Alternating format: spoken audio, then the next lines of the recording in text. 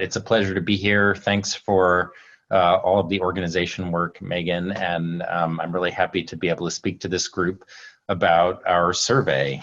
So let's dive in. The Rapid Survey is a survey that began this past April. Really, the origin of it was that when the pandemic started, we realized, and I think many others did as well, that there wasn't really high quality, rigorous scientific information about what households with young children were going through or needed, or for that matter, what was going well in those households, and that we really needed to be able to collect data, to be able to understand these issues. It was also really clear to us, because so much was changing so quickly and has continued to, that we needed to run the survey on a regular basis in order to really fully understand the needs. And that's where RAPID was born. RAPID stands for Rapid Assessment of Pandemic Impact on Development. The work has been guided by a really stellar national advisory team that Joan Lombardi chairs, and you can see members of that team right here. It includes the wonderful Miriam Calderon, who's the head of the Early Learning Division for the state of Oregon, as well as a number of other researchers, child advocates, and policy experts, as well as a few of our funders. And I also do want to acknowledge our funders, who you see on the right, who've supported this work since its beginning, and really made a big difference in being able to get something of this nature, which was a really ambitious project, up and running and launched in really rapid time. So the survey is an ongoing project in which every survey consists of over 1,000 households with at least one child age 5 and under. It began April 6th, and through July, we ran the survey on a weekly basis. Since then, we've been running it every other week. Our goal from the get-go, and we've been very successful here, has been nationally representative data in terms of geography, where people are coming from, income, as well as race and ethnicity. The survey is administered on either smartphone or computer in English or Spanish. It takes about 15 minutes, and people are paid for their participation. And this website that I've listed at the bottom is where you can read a number of postings. We've also had quite a bit of media coverage. I think this just intersects with a lot of national interest in this topic, and so lots there that you can pursue. Let me just start by saying here are the overall findings that I'll be covering. Since this is a child care meeting, I thought I would start by talking about some really hot off the press data about childcare usage and what we're finding, which is actually that it's trending more and more towards pre-pandemic levels in terms of the amount of use. But I don't think that's an indication that everything's hunky-dory. I think we are still in the precipice of things really falling apart in childcare, and I'll talk more about that. More generally, we've consistently been finding that really, in terms of households with young children, that difficulty paying for basic needs, including childcare, is really at the root of the difficulties that we're observing, and that we're really seeing a kind of a chain of hardship over time that's the result of financial difficulties and material hardship being passed along to children by the way that it's impacting parents' well-being.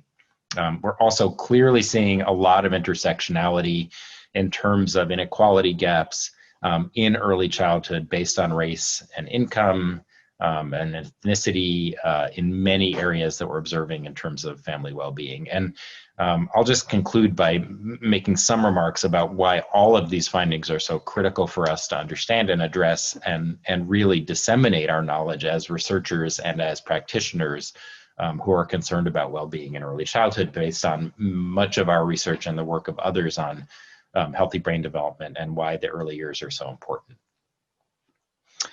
So let's talk about the trends that we're seeing in childcare use and perceptions of safety and key issues that we're identifying. So first of all, this is, again, this is not published yet. We're working on a posting on this for the Medium website. But what we see is that across the weeks that we've been running the survey, that initially after the onset of the pandemic, that rates of usage being reported in our nationally representative sample dropped precipitously from about 50%, slightly over 50%, to much lower. So we're really cut in half.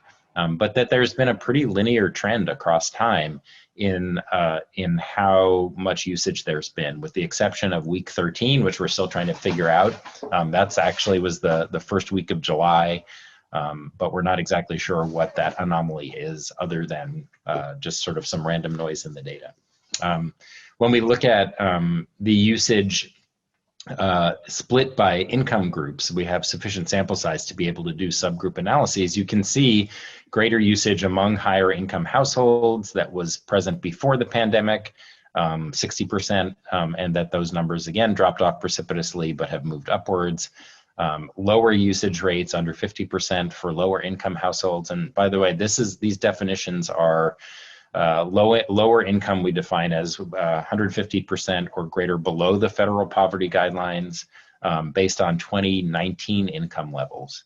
And higher income is 150% or greater above federal poverty guidelines for family size. So you can see the trends are consistent, less usage in lower income households.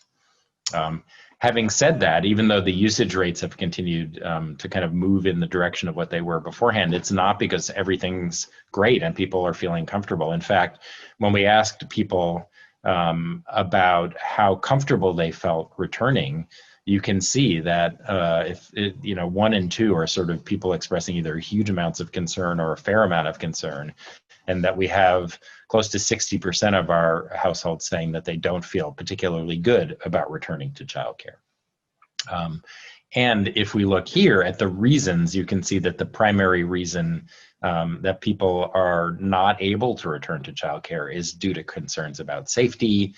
There are some people who are saying that they're not going to use childcare because they don't need it anymore. We assume that that's because one or more family members have left, at least temporarily, the workforce, and this is an issue that may be something we want to discuss in some breakout groups. That gender equity issues are clearly at play here in terms of more women dropping out of the workforce to care for young children in the absence of childcare. But anyway, clearly the take home here is that in spite of people using it, that it's not a sense that it's all well and good, but rather that it's probably out of sheer need. The other thing that we've been able to do, and I'll just spend a moment on this, is that we ask open-ended questions as part of the survey, and we've been using an approach called structural topic modeling, which is essentially a way to analyze text data quantitatively. And what we've been able to do as a result of this is extract themes. When people, the question that we asked here is, what are the biggest challenges that you're facing that are the result of the pandemic? And we selected all responses that include terms like childcare, babysitter, and related kinds of things, and looked at how then the responses tended to cluster together.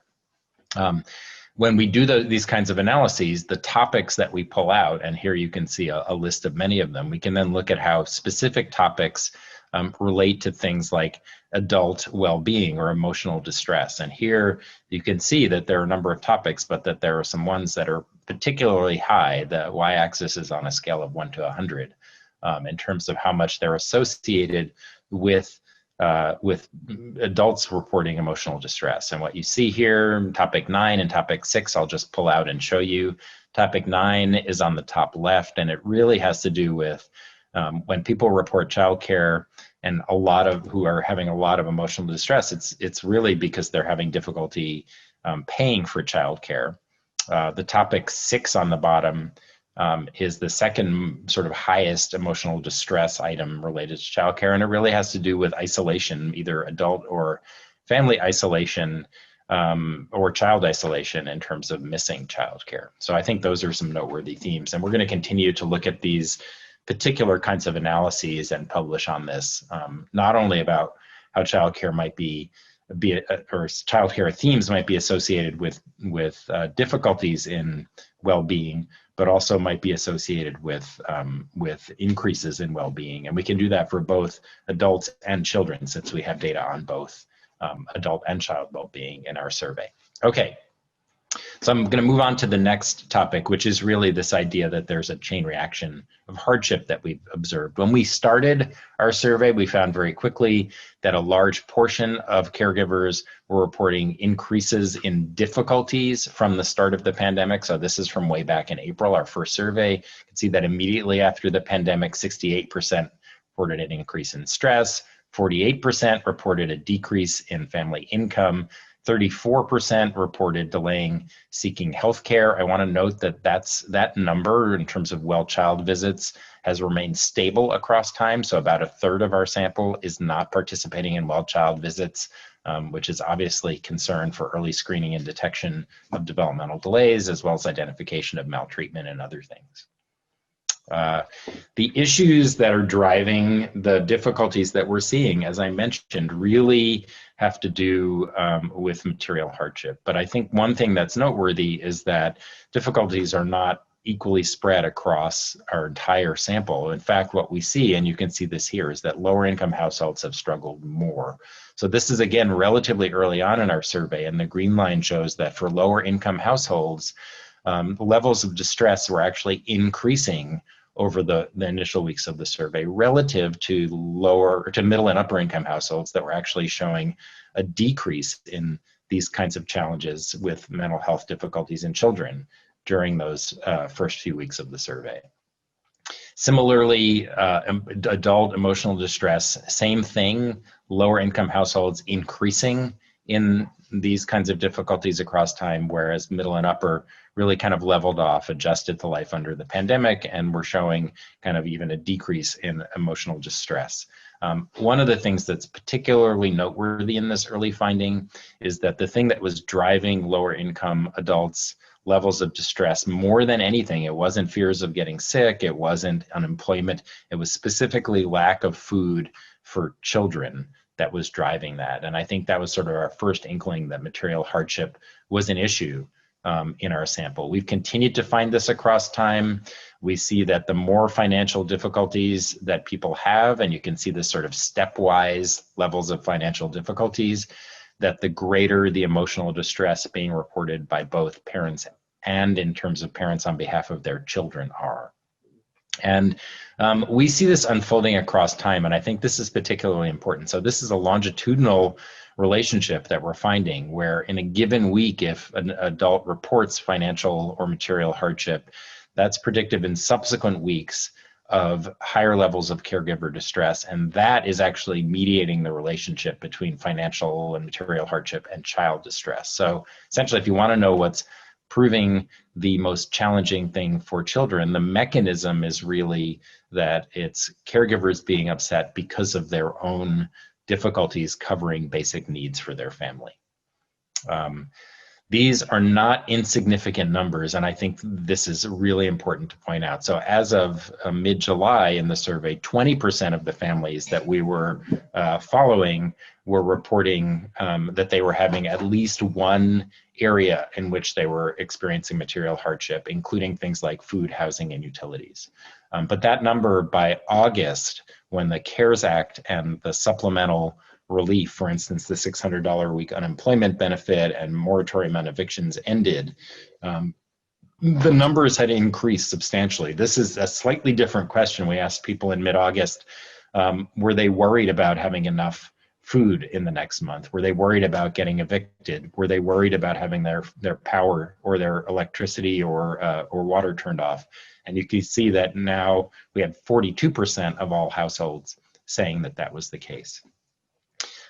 One bright spot in this is that very clearly emotional support, and that can be emotional support provided by people in the family's immediate environment. And actually we found that people are sort of shifting away from emotional support from coworkers or friends and looking much more to family members and even their own children for emotional support, that really seems to buffer against this chain reaction of hardship, which is kind of a positive finding.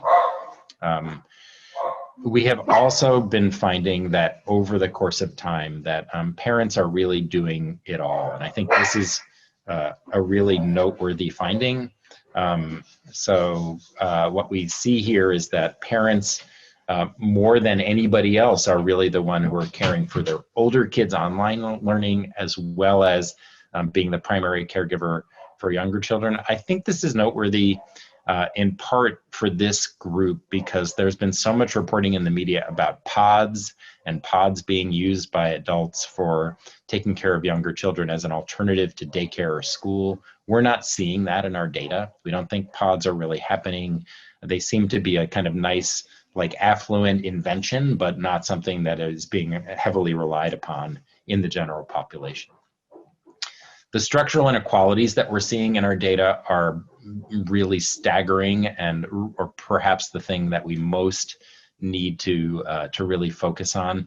So I mentioned that 40% as of August of our entire sample were reporting at least one material hardship. But if you look at Black or Latinx households or single parent households, that number goes up to 60%. 60% of households in these particular groups are reporting that they don't have enough money to feed their family in the next month or are worried about getting evicted or having their power turned off. That's, I think, quite staggering. And in this context, we have failed to pass additional relief efforts for families.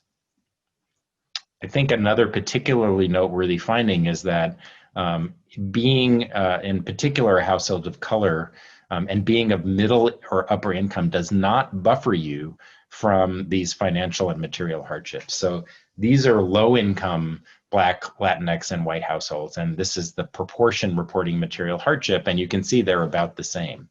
But look at what happens when we look at middle and upper income households. So white households, 20% pretty consistently across time. The red line here represents the end of the CARES Act. 20% of all middle and upper income white households having at least one material hardship is in and of itself of grave concern when you think about income not protecting people. But if you look at Black households, the number of these are middle or upper income Black households as of 2019, and still around 40% are reporting difficulty covering basic needs. The same is true for Latinx households, although here what you see is that things looked a little better initially and have pretty much gotten consistently worse. Some of that is true with Black households as well. Some suggestion that the initial CARES Act efforts may have been helping. I'm just going to conclude here in my last few minutes by noting that, and I think this will probably be news to few people here, but these issues around lack of childcare, around even the questions that keep coming up around why is it safe to reopen childcare but not schools, the stress that people are experiencing around questions of safety, the need for using it, and also just more generally the context that all families are in around these chain reaction of hardship issues, in particular households of color and single parent households, really suggest to us that we should be gravely concerned about the well-being of young children in this country. And I'm sure this is true in the state of Oregon and regionally as well, because we know that chronic ongoing stress in the absence of supportive relationships with primary caregivers and the absence of those relationships can be not just because people are not parenting adequately, but also because external events are really interfering. And that's what we're seeing here, that adults are experiencing significant stressors themselves, that's being passed along to children. This is a perfect storm kind of recipe for what's been referred to as toxic stress. And in our own research at the U of O, as well as many other studies that have been done, we know that this kind of chronic toxic stress exposure can lead to detectable impacts on things like the connectivity of various areas of the brain and the extent to which we see healthy brain development kind of get sidetracked, neural circuitry get impacted, but also we see downstream effects on physical health as well as mental health, and we can expect that left unaddressed, that these things are going to be things that we see impacting the next generation. And so this is not simply a matter of some times of hardship that young kids will be too young to remember and then we'll be off to the races and things will be okay at some point in the future, but rather history and lots of kind of other situations that we've seen where children are exposed to toxic stressors like the child welfare system, and conflict affected areas and children who end up in refugee camps. We can detect these effects at both the biological brain and behavioral levels, and we can see these effects lasting across the lifespan. So we really must take action. And I think childcare is really at the root, because without adequate and safe childcare that's of high quality, parents' ability to get back to work, to be able to focus on other things like older kids' education will really not be able to proceed. I do want to note and end on a kind of a positive tone, which is that we also in our own research have found that the brain and biology and behavior all have a lot of plasticity, especially early in life. And that's both for better or for worse, but we could envision a better where if we do respond to the needs that families and children have at this point, that it's not too late to see positive impacts and to see the mitigation of some of these so-called toxic stress effects as children continue to go through this experience. But it really falls on all of us as researchers, as practitioners, as members of American society to focus our efforts on these issues and to do what we can to disseminate the knowledge, to make our understanding of these areas known, to amplify the voices of households as we're doing through this survey, and to not rest until we've addressed these issues. And I'll stop there and turn things back over to Megan. Thank you so much, Phil. This is wonderful, helpful information, and very timely and important that it's an ongoing process. We do have a question about logistics. There is links to if you're having any trouble getting to the slides Phil I shared, I hope it's okay. I think it is a slightly different version in PDF form for folks to be able to review through the early learn or through the event page for today. Yeah, Megan, that doesn't include any of the childcare data that I presented today. So if people are interested, I'll just send you an updated version and they can contact you or get it off of the event page. Perfect, thank you. Yeah, I thought I saw some new stuff in there. Great. And then we can do, if there's any pressing questions, yeah, I think people are very interested in this information. I think it's going to be really useful. A few minutes for any sort of specific or pressing question. I'll pause for a moment.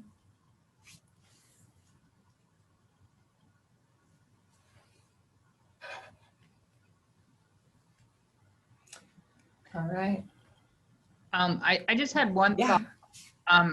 Please. The survey was given in Spanish and English that the numbers would likely be even higher for speakers of languages other than English and Spanish because of the lack of even more disconnection and lack of supports in languages other than English and Spanish. I mean, it's not accounted for, but I would think that those families are even in a more stressful situation, would be my hypothesis. I think it's a legit hypothesis. I wish that we had data on it so that we could actually speak to it, but I think the extent to which we're seeing this intersectionality that, being, that if you have income issues, if you're a household of color, that those things seem to be sort of additive. And then, as you get to groups that are undocumented or other language speakers and therefore potentially more isolated, that you might see the difficulties go up. It's certainly a plausible hypothesis. And we are continuing to plan for future survey data collection. And so I think one of the questions is, can we develop both the bandwidth and the funding to be able to more broadly survey, to oversample in certain subgroups, which is really our intention and desire. And it's just a question of both continuing to run the survey and collect and analyze the data and get the information out there and then to add to it. But it's a great comment. I appreciate it. Thanks for your attention and advocacy.